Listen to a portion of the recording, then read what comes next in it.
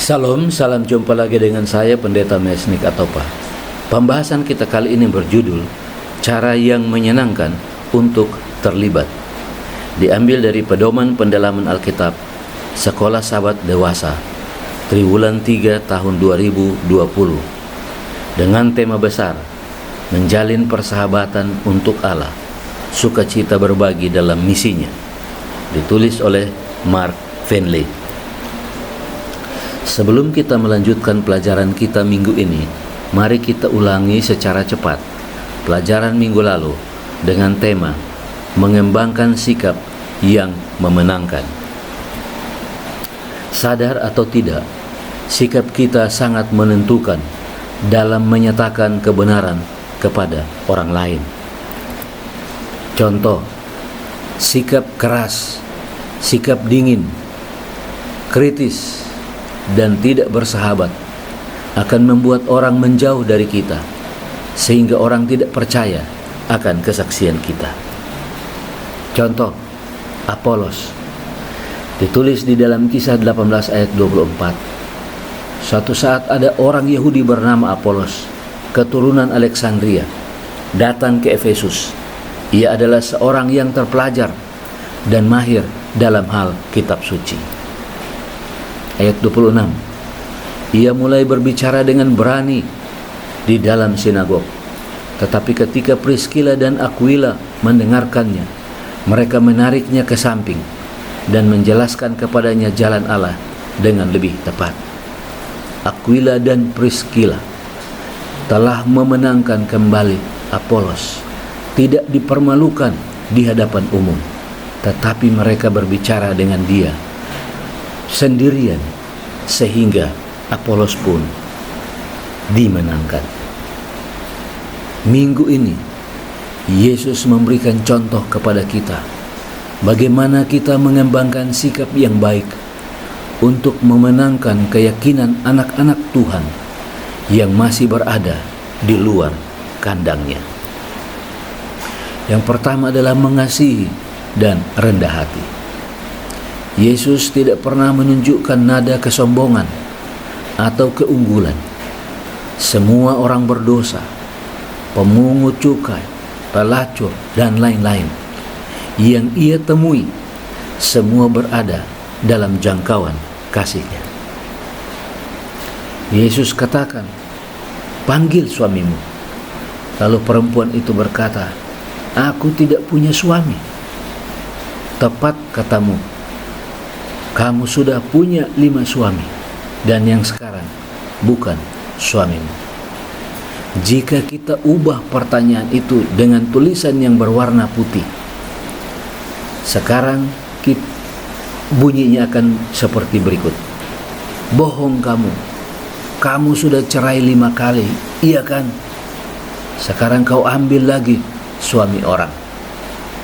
Sebenarnya tulisan yang kuning dan yang putih sama artinya, tetapi Yesus tidak menggunakan kata yang tertulis dengan warna putih ini, tetapi Yesus menggunakan kalimat yang tertulis dengan warna kuning, sebuah kalimat yang tidak menyakitkan, tetapi menolong perempuan Samaria itu untuk mengakui akan keberadaannya. Seringkali kita tidak seperti Yesus, tetapi kita menggunakan kata-kata seperti yang bertulisan putih ini, dan itu sangat meyakinkan. Contoh yang lain, ketika istri kita membeli sepatu dan sepatunya mungkin tidak cocok, maka kita akan mengatakan, "Kakimu kebesaran sehingga sepatunya tidak cukup." Seharusnya kita mengatakan, "Sepatunya kekecilan, kita cari yang lebih besar." Artinya sama, tetapi kalimat yang pertama sangat menyakitkan, sementara kalimat yang kedua menyenangkan. Yesus memuji, mengampuni, mengubahkan orang untuk hidup baru kembali. Pertanyaannya adalah, dapatkah kita menghidupkan sikap seperti Yesus? Di dalam 1 Petrus 2 ayat 21, firman Allah berkata, sebab untuk itulah kamu dipanggil, karena Kristus pun telah menderita untuk kamu dan telah meninggalkan teladan bagimu, supaya kamu mengikuti jejaknya. Sebagai anak-anak Tuhan, kita harus mengikuti jejak Tuhan. Bagaimana Yesus bersikap kepada orang-orang dan kepada semua orang, begitu juga kala kita harus bersikap. Di dalam Titus 2 ayat 7, firman Allah berkata, dan jadikanlah dirimu sendiri suatu teladan dalam berbuat baik. Hendaklah engkau jujur dan bersungguh-sungguh dalam pengajaranmu. Kita harus jujur. Kita harus bersungguh-sungguh di dalam mengajar. Dan dalam 1 Timotius 4 ayat 12, jangan seorang pun menganggap engkau rendah karena engkau muda. Jadilah teladan bagi orang-orang percaya dalam perkataanmu, dalam tingkah lakumu, dalam kasihmu, dalam kesetiaanmu, dan dalam kesucian. Inilah sikap yang harus kita kembangkan untuk memenangkan orang lain, yaitu contoh di dalam perkataan kita, tingkah laku kita, kasih kita, kesetiaan kita kepada firman dan kepada Tuhan, dan juga kesucian kita. Di dalam Yohanes 13 ayat 15, kembali firman Allah berkata, sebab aku telah memberikan suatu teladan kepada kamu, supaya kamu juga berbuat sama seperti yang telah kuperbuat kepadamu. Ada pola kita, yaitu Yesus. Kita tidak bisa berbuat di luar pola tersebut. Kebenaran Alkitab yang disampaikan dengan rendah hati dalam Roh Kristus, dengan sikap penuh kasih, dapat memenangkan hati dan mengubahkan kehidupan. Minggu ini kita akan belajar tentang cara yang menyenangkan untuk terlibat. Pokok pikiran minggu ini adalah metode Allah untuk memperkuat iman kita. Langkah-langkah untuk memahami pelajaran pekan ini, yang pertama adalah dasar kelompok kecil, dan yang kedua adalah tujuan kelompok kecil.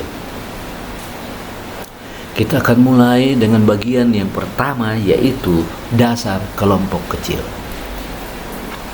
Kelompok kecil adalah ide pertama Allah. Kelompok kecil atau biasa juga disebut dengan sel group bukan ide gereja, bukan ide pendeta, bukan pekerjaan untuk menolong pendeta, bukan. Tetapi itu adalah ide dari Allah, cara Allah agar semua manusia boleh terlibat di dalam memenangkan dengan sukacita. Pelayanan kelompok kecil ditabiskan oleh Allah. Kelompok kecil itu adalah ide Allah, bukan sekedar ide, tetapi ditabiskan, disahkan oleh Allah sendiri untuk menjadi model bagi umatnya, sehingga mereka senang melakukannya. Contohnya, Bapa, Anak, dan Roh Kudus membentuk kelompok kecil pertama dalam sejarah keselamatan. Mereka berpartisipasi bersama dalam penciptaan umat manusia, dan kemudian dalam penebusan setelah kejatuhan.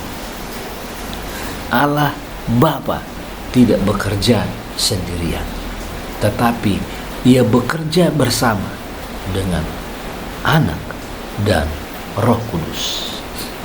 Memang di akhir-akhir ini ada banyak orang yang sedang menolak akan ketritunggalan Allah.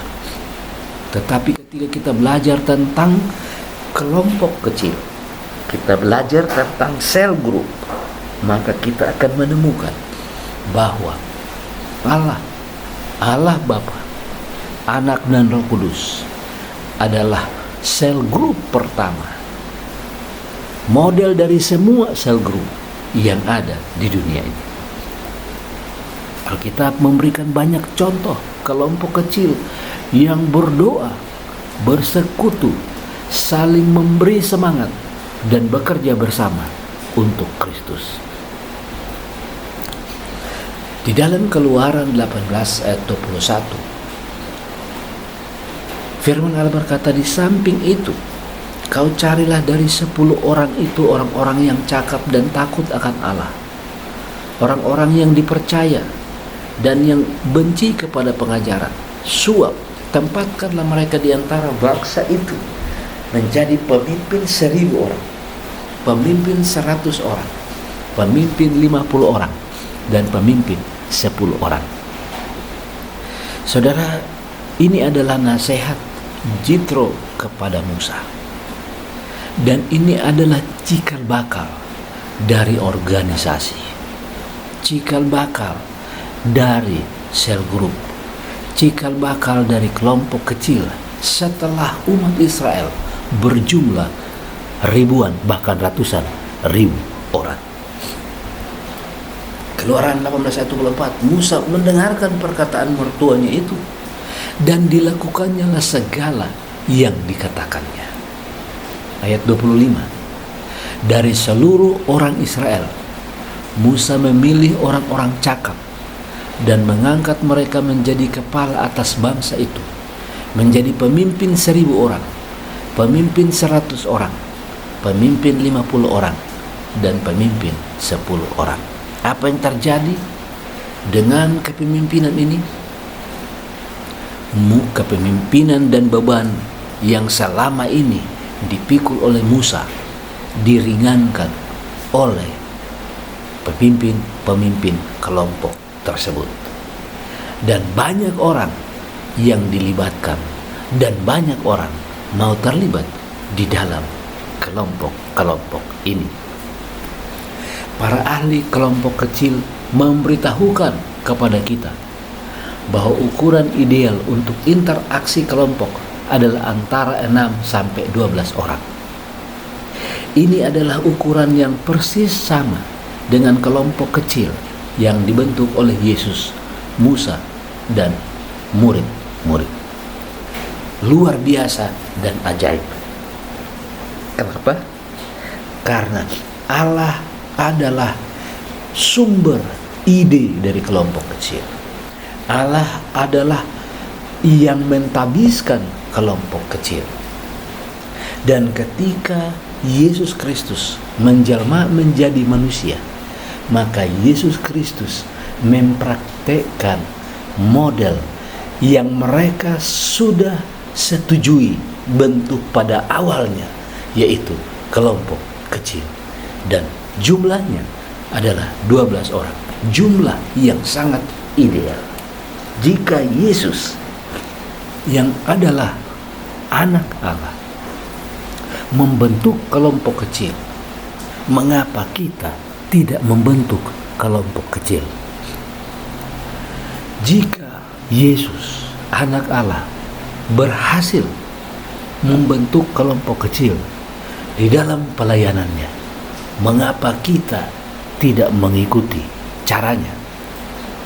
Jika kita mengikuti caranya seperti pelajaran kita minggu lalu, maka cara terbaik tersebut akan menolong kita untuk memenangkan.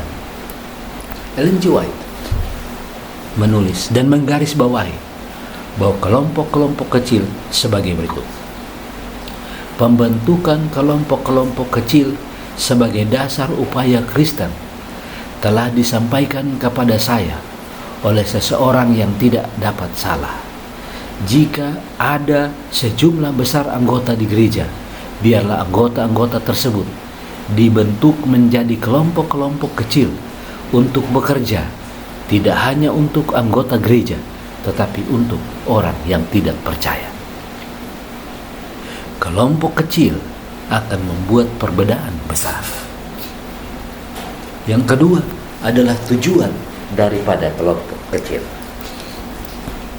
Tujuan yang pertama adalah membawa jiwa yang hilang. Tujuan utama kelompok kecil adalah membawa jiwa yang hilang kembali kepada Yesus Kristus. Yang kedua adalah bertumbuh dalam iman. Kelompok kecil menolong kita secara pribadi untuk bertumbuh dalam iman, dan pada saat yang sama juga menolong orang lain untuk bertumbuh dalam iman. Yang ketiga, sarana untuk terlibat. Kelompok kecil adalah sarana yang paling efektif bagi anggota jemaat untuk terlibat dalam memenangkan jiwa. Yang keempat adalah tempat pelatihan. Kelompok kecil menjadi tempat pelatihan bagi seluruh anggota jemaat untuk bersaksi. Yang kelima adalah kesempatan. Kelompok kecil memberikan kesempatan kepada anggota jemaat untuk berbagi tanggung jawab. Yang keenam, melayani lebih efektif. Dalam kelompok kecil, semua anggota jemaat akan belajar bagaimana melayani dengan lebih efektif. Yang ketujuh adalah pemeliharaan dan penarikan jiwa. Kelompok kecil menolong anggota jemaat dalam pemeliharaan jiwa-jiwa, baik jiwa baru dan jiwa yang lama. Pada saat yang sama akan mendorong jemaat untuk jangkauan keluar. 8. Mengembangkan karunia rohani. Kelompok kecil adalah tempat untuk memenangkan karunia rohani, mengembangkan karunia rohani, dan dapat menjadi jantung dari pelayanan jangkauan keluar jemaat setempat. Tempat pelatihan. Kelompok kecil adalah tempat untuk mengalami persekutuan hangat antara sesama anggota jemaat. Dan yang ke-10 adalah kendaraan pertumbuhan gereja. Kelompok-kelompok kecil adalah kendaraan yang Allah gunakan untuk menumbuhkan gerejanya. Ringkasan untuk minggu ini adalah kelompok kecil adalah ide pertama Allah. Pelayanan kelompok kecil ditabiskan oleh Allah. Contohnya Allah Bapa, Anak dan Roh Kudus membentuk kelompok kecil pertama dalam sejarah keselamatan. Mereka berpartisipasi bersama dalam penciptaan untuk umat manusia, dan kemudian mereka juga terlibat bersama dalam proses penebusan setelah kejatuhan. Alkitab memberikan banyak contoh kelompok kecil yang berdoa, bersekutu, saling memberi semangat, dan bekerja bersama untuk Kristus. Tujuan utama kelompok kecil adalah membawa jiwa yang hilang kepada Yesus Kristus. Kelompok kecil menolong kita secara pribadi untuk bertumbuh dalam iman, dan pada saat yang sama juga menolong orang lain untuk bertumbuh dalam iman. Kelompok kecil adalah sarana yang paling efektif bagi anggota jemaat untuk terlibat dalam memenangkan jiwa. Kelompok kecil menjadi tempat pelatihan bagi seluruh anggota jemaat untuk bersaksi. Kelompok kecil memberikan kesempatan kepada anggota jemaat untuk berbagi tanggung jawab. Dalam kelompok kecil semua anggota jemaat akan belajar bagaimana melayani dengan lebih efektif. Kelompok kecil menolong anggota jemaat dalam pemeliharaan jiwa-jiwa, baik jiwa yang lama dan jiwa yang baru, dan pada saat yang sama akan menolong jemaat untuk jangkauan keluar. Kelompok kecil adalah tempat untuk mengembangkan karunia rohani kita dan dapat menjadi jantung dalam pelayanan jangkauan keluar jemaat setempat. Kelompok kecil adalah tempat untuk mengalami persekutuan hangat antara sesama anggota jemaat. Kelompok kecil adalah kendaraan yang Allah gunakan untuk menumbuhkan gerejanya. Panggilan. Orang percaya perjanjian baru secara teratur bertemu di rumah-rumah orang Kristen, menjadi pusat pengaruh dan jantung pelayanan kelompok kecil.